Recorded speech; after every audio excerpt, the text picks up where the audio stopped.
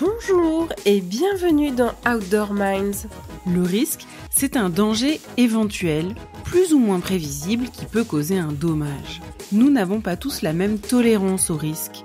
Certains en ont une aversion profonde, d'autres s'y exposent avec délice. Je suis Armelle Solélac, serial entrepreneuse, investisseuse et double tour du mondiste. Pour cette 6e saison, nous allons explorer les ressorts de la prise de risque avec des athlètes, des entrepreneurs, des investisseurs et des personnalités inspirantes. Allez, c'est parti pour une nouvelle rencontre. Cet épisode d'Outdoor Minds vous est offert grâce au soutien d'Above and Beyond, le fonds d'investissement Early Stage, spécialiste des secteurs du tourisme, des sports et des loisirs. Bonjour, aujourd'hui nous avons le plaisir d'accueillir Morgane Longo, cofondatrice de Libellou. Comment ça va Morgane ? Ça va très bien. Bonjour Armelle et merci pour l'invitation à ce podcast. Avec plaisir. Alors, chers auditeurs, sachez que je suis complètement fan de ce que fait Morgane, donc je suis totalement subjective, j'ai perdu tout sens critique, je m'en excuse par avance. Avant que tu nous expliques ce que tu fais dans le cadre de Libellou, est-ce que tu pourrais nous expliquer s'il y avait dans ton enfance des signes un peu précurseurs de la tournure qu'a pris aujourd'hui ta carrière professionnelle ? Je pense que je n'étais pas forcément prédestinée à devenir entrepreneur. Je viens d'une famille de fonctionnaires. Tout le monde est fonctionnaire. Il n'y a aucun entrepreneur, aucun chef d'entreprise, voire même personne qui travaillait quasiment dans une entreprise. Donc le milieu de l'entreprise était très loin pour moi. Néanmoins, quand je me repenche un peu sur mon enfance, je peux remarquer des éléments qui aujourd'hui me servent beaucoup en tant qu'entrepreneuse, qui sont petit 1, la curiosité. Je voulais toujours tout savoir. Mon père me disait toujours, mais tu veux toujours tout savoir sur tout. Et c'est vrai que j'avais besoin de comprendre. C'est-à-dire qu'on me disait quelque chose, je le prenais jamais pour argent comptant. Il fallait que j'aille chercher ce qui se passe derrière. Et le deuxième point, ma passion de l'enfance pour les jeux d'enquête, les énigmes, les Cluedo, et donc la résolution de problèmes. Quand quelque chose me gonflait, pour parler un peu de façon triviale, il fallait que je trouve une solution.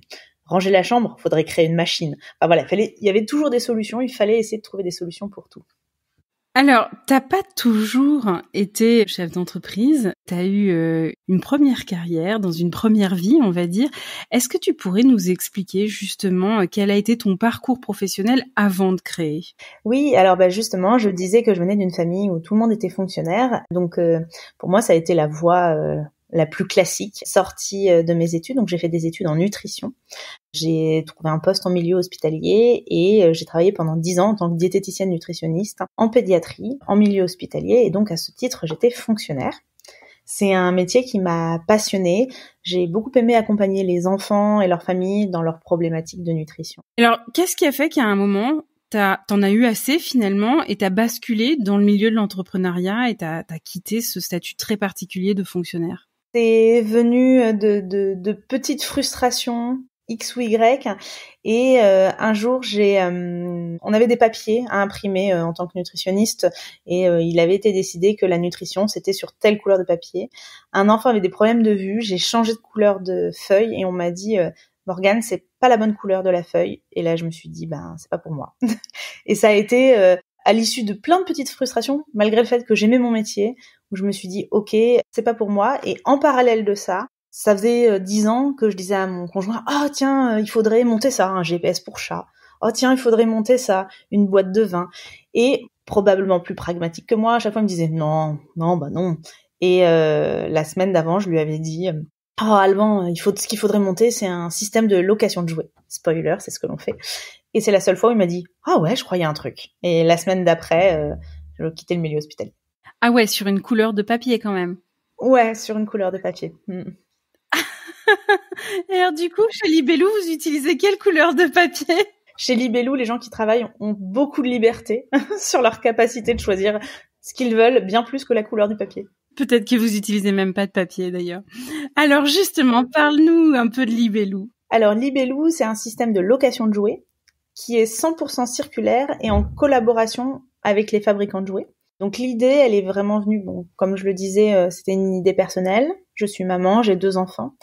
Et mon problème, c'est que j'avais envie de proposer des jeux à mes enfants sans passer mon temps à trier le contenu de la chambre ou à revendre sur Vinted. J'avais envie d'une solution où quand j'ai besoin des jeux, ils arrivent. Quand j'en ai plus besoin, ils repartent dans une autre famille, mais pris en charge entièrement. L'endroit où nous habitons, il n'y a pas de ludothèque. Et donc, j'ai cherché un principe de ludothèque en ligne. Ça n'existait pas.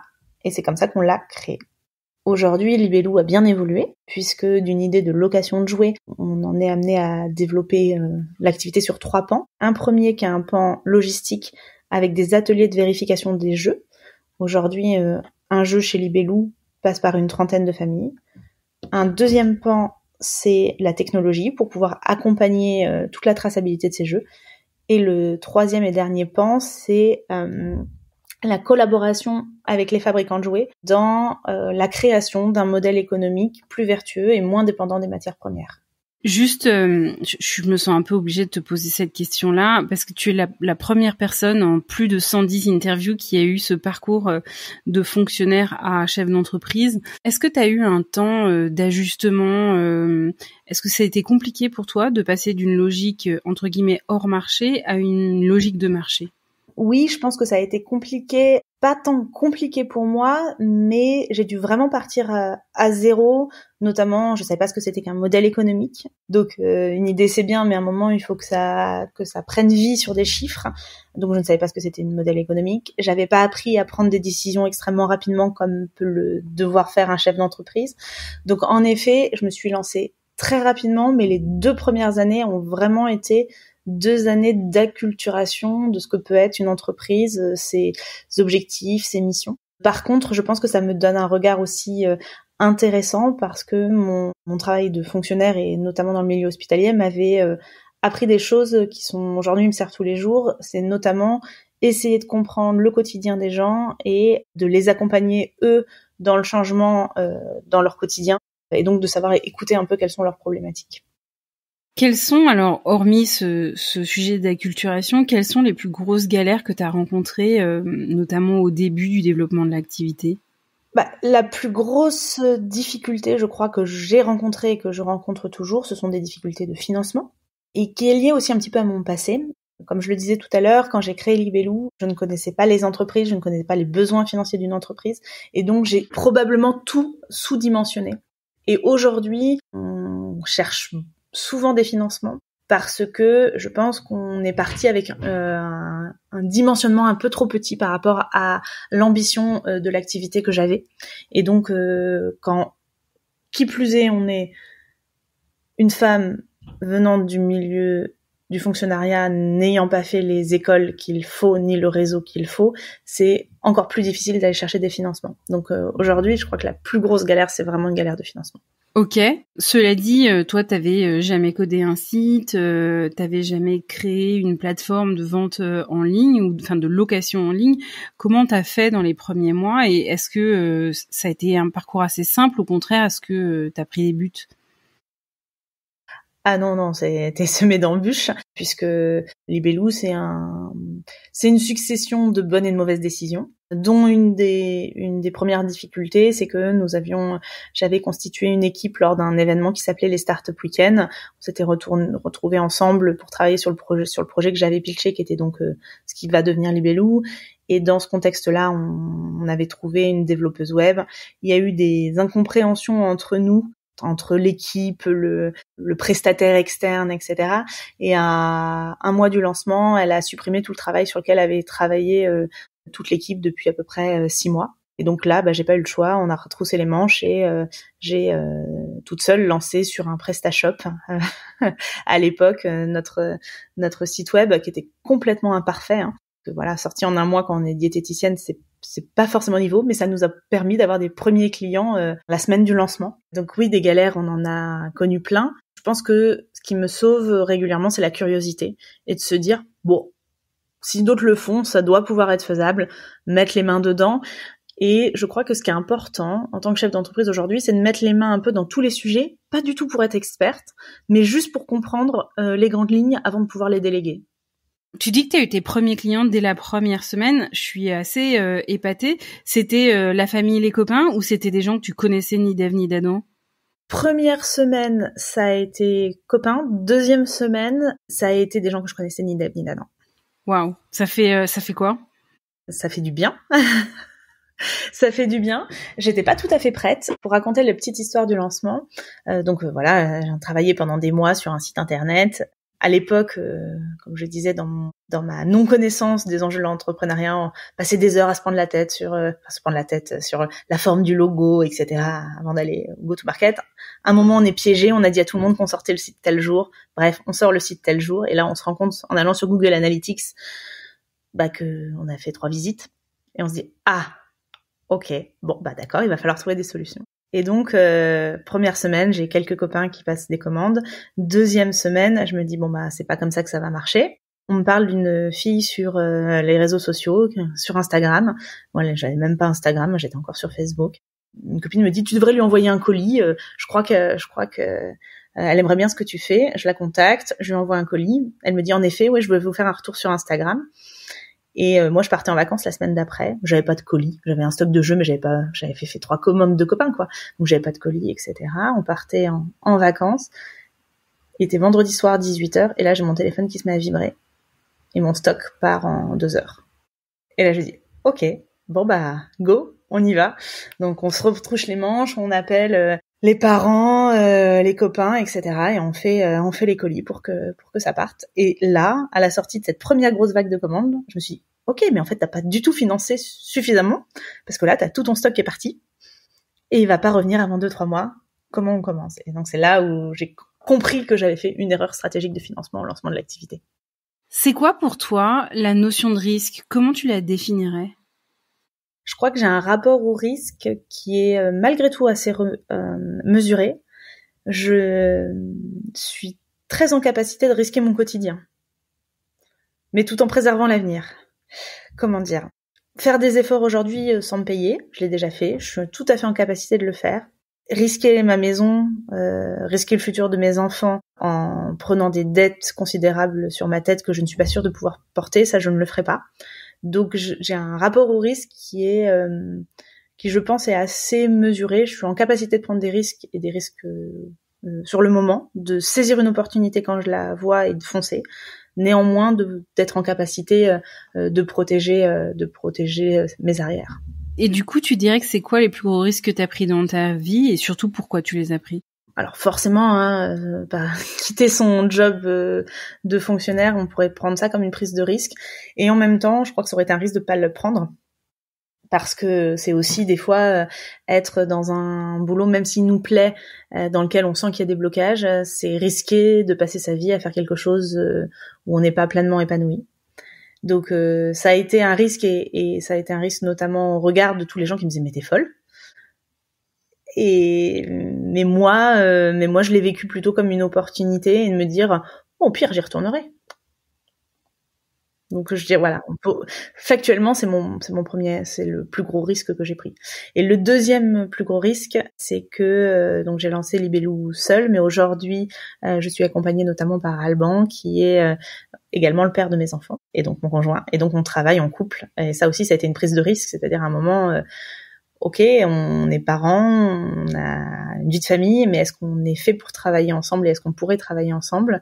On nous avait dit oulala, tant de couples ont essayé et se sont un peu heurtés à des difficultés. Et nous aujourd'hui, en tout cas, on adore, mais c'était clairement aussi une prise de risque. Énorme prise de risque, en effet. Si tu regardes ton parcours, quelle a été selon toi la plus grosse erreur que tu as faite et qu'est-ce que tu en retiens? Hormis avoir sous-dimensionné ton financement au départ. Ouais, mais je pense que c'est tout des histoires de sous-dimensionnement. Soit sinon sous-dimensionner le financement, ou me dire que quelques heures de prestations suffiront. J'ai toujours pensé qu'on pouvait faire plus en moins de temps. Et donc, voilà, je pense que mes erreurs ont été là, de sous-dimensionner des choses, alors que on a un marché énorme à aller chercher. Et que il faut qu'on dimensionne suffisamment pour pouvoir accélérer. Et ça, c'est quelque chose que j'ai compris notamment ces 2 dernières années. Ne pas avoir peur à mettre de la dimension parce que il vaut mieux voir grand que de voir petit. Et je pense c'est aussi un apprentissage. On me demandait souvent si j'avais de l'ambition les premières années. Je pense avoir de l'ambition, mais je pense que l'ambition, ça s'apprend. Comme j'avais jamais eu d'entrepreneur autour de moi, comme j'avais jamais eu de chef d'entreprise, je crois que les premiers business plans que j'ai faits, j'estimais arriver à 100 000 euros de chiffre d'affaires à 2 ans ou quelque chose comme ça. Et un jour, j'avais rencontré un VC et je lui avais dit, moi, j'aimerais bien faire cette année, c'était la première année, j'aimerais bien faire, je sais plus ce que j'avais dû lui dire, un truc comme 25 000 euros. Et il m'avait rigolé au nez, j'avais pas compris. Et maintenant, je comprends tellement. Ça doit être son salaire mensuel en plus de ça. Et oui, mais voilà, c'était dans des sujets de grandeur et quand on pense à l'ambition, je pense que l'ambition, elle se cultive. L'ambition, elle est liée aussi aux personnes que l'on rencontre, que l'on voit, de l'inspiration qu'elle nous apporte, et de nous dire, ouais, c'est possible. Et que donc, l'ambition, elle vient en marchant. En tout cas, dans mon cas. Est-ce que tu penses que c'est aussi un peu féminin, quelque part, de pas forcément se projeter dans des grandes visions? Ça peut être féminin, ça peut être en effet dans l'environnement social dans lequel on a évolué. Et c'est le sujet des rôles modèles. Hein. En effet, quand on est femme, on a peut-être moins de rôles modèles de réussite. Moi, je travaille dans le milieu du soin. On nous emmène souvent dans le milieu du soin, dans le milieu de l'éducation. Et donc forcément, on a moins de modèles de réussite entrepreneuriale. Et donc féminin également, mais je pense que c'est pas la seule raison.